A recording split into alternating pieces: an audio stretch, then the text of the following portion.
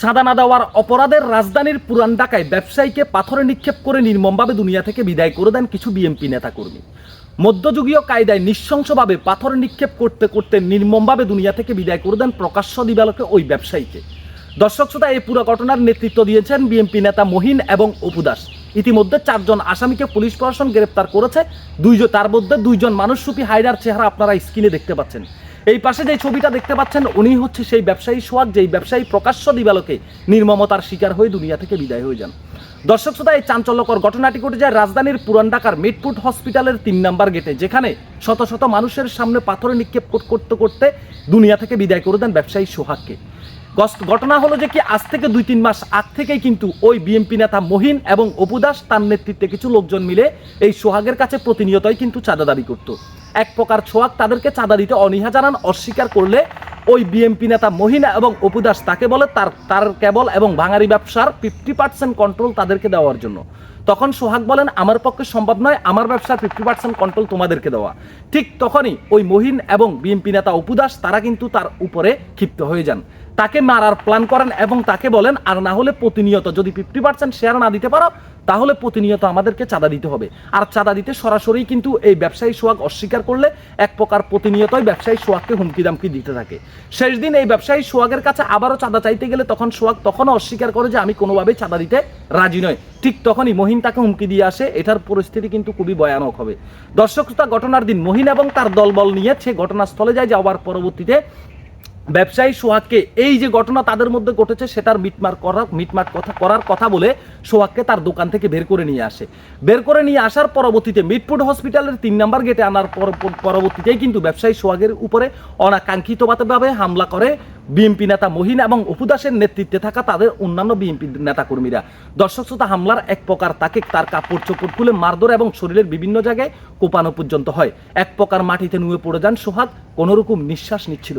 শ্বাস প্রশ্বাস চলা অবস্থায় হঠাৎ করে একজন রাস্তার এক পাশ থেকে বড় একটি ইটের বোল্টার নিয়ে এসে তার বুক এবং কোমরের মাঝখানের যে জায়গা সেই জায়গায় মাথা উঁচু করে মাথার উপর থেকে সেটা দিয়ে আঘাত করলে এক প্রকার হাত পা চারোটাই ছেড়ে দেন ওই সোহাগ। এবং কি সোহাগের দোকানে থাকা 2 জন কর্মচারী মহিন এবং অপু দাস এবং অন্যান্য যারা তার উপরে হামলা চালাচ্ছিল তখন তাদের পাদরে প্রাণ ভিক্ষা চায়, কাকুতি মিনতি করে এবারের জন্য ক্ষমা করে দেন, তার প্রাণ ভিক্ষা দেন। বিষয়টা পরবর্তীতে দেখা যাবে, কিন্তু কোনোভাবেই নির্মমতা থেকে বাঁচতে পারলো না, মানুষরূপী হায়নাদের কামড় থেকে বাঁচতে পারলো না ব্যবসায়ী সোহাগ। তার কর্মচারীরা কোনোভাবেই তাকে বাঁচাতে পারলো না। দর্শক শ্রোতা, তারপর আরেকটা পাথর আরেক দিক থেকে নিয়ে আসে, সোজা তার বুকের উপরে মাথা উঁচু করে মাথার উপর থেকে আঘাত করে। দর্শক শ্রোতা, তার পরবর্তীতে রিয়াদ নামের আরেকটা পাথর নিয়ে এসে তার মুখের উপরে আঘাত করে।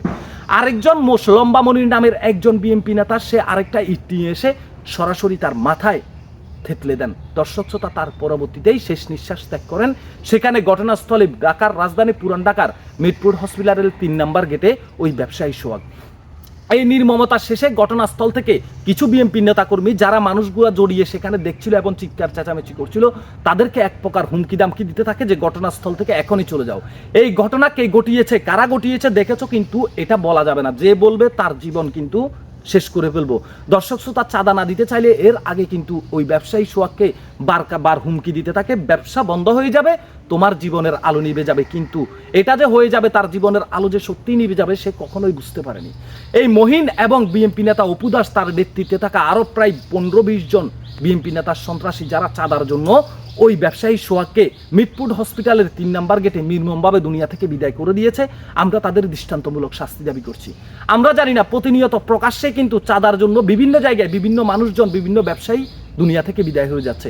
আপনি প্রতিবাদ করলে, আমি প্রতিবাদ করলে আমার জীবন আপনার জীবনও হুমকির মুখে। এটার জন্য কে দায়ী? এটার জন্য আমি মনে করি একমাত্র এই দেশের প্রশাসন দায়ী। এই দেশে যদি সঠিক বিচার থাকতো, প্রশাসনের যদি আইন যদি সঠিকভাবে কার্যকর করা হতো তাহলে এই সমস্ত চাঁদাবাদী সন্ত্রাসী বাংলার জমিনে আর হতো না। দর্শক শ্রোতা, ভিডিওটি শেয়ার করবেন এবং ব্যবসায়ী সোহাগকে যারা নির্মমভাবে দুনিয়া থেকে বিদায় করেছে তাদের কি সাজা আশা করেন একটু কমেন্ট বক্সে জানাবেন। আমরা চাই এই ঘটনার সাথে জড়িত যে সমস্ত যতজন মানুষরূপী হায়না আছে তাদের সবাইকে গ্রেপ্তার করে আইনের সর্বোচ্চ সাজার আওতায় নিয়ে আসা। ইতিমধ্যে বিএনপির দল থেকে তাদেরকে বহিষ্কার করা হয়। বহিষ্কার যদি হয় একটা গুরুতর অপরাধের সাজা, তাহলে বাংলার জমিনে অপরাধ প্রতিনিয়তই হতে থাকবে। আমরা চাই অপরাধীদের সর্বোচ্চ সাজা। একটা রাজনৈতিক দল 17 বছর রাজনীতির নাম মুখে নিতে পারেনি, কিন্তু 17 বছর পর স্বৈরাচারী সরকারকে পতন করেছিল ছাত্র জনতা। অন্তর্বর্তীকালীন সরকার হিসাবে ক্ষমতায় এসেছে ডক্টর ইউনূস।